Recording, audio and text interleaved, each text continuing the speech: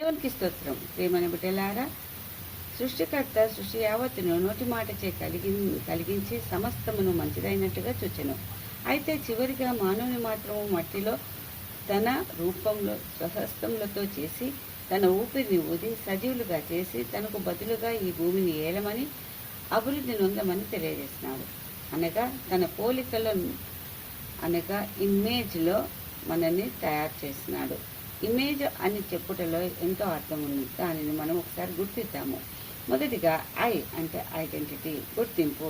అలనాడు మోషేను ప్రియుడిగా ఎలా గుర్తించాడో అదేవిధంగా ఇప్పుడు మనము ఏ గుర్తింపును కలిగి ఉన్నాము, క్రైస్తవుడుగానా లేక ఎలా అని ఆలోచించాలి. రెండవదిగా ఎం అంటే మోడల్, మాదిరిగా.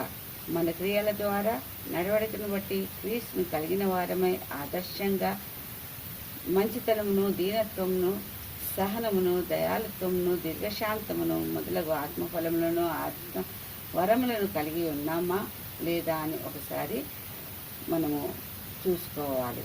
ఆ తర్వాత ఏ యాటిట్యూడ్, ఇప్పటి వరకు ఏమి చేసినాము అని ఆలోచించక ఇప్పుడు ఏమి చేయగలుగుతామని ఆలోచించాలి. ఈ రెండింటి మధ్యన ఉన్నదే ప్రవర్తన, అది యాటిట్యూడ్.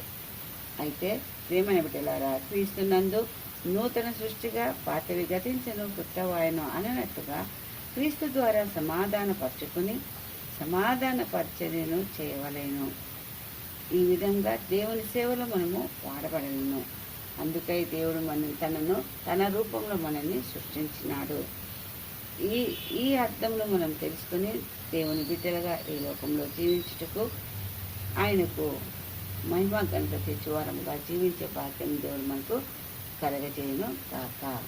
ఈ కొద్ది వాక్యము దేవుడు దీవించును కాక. ఆమేన్, ఆమేన్, ఆమేన్.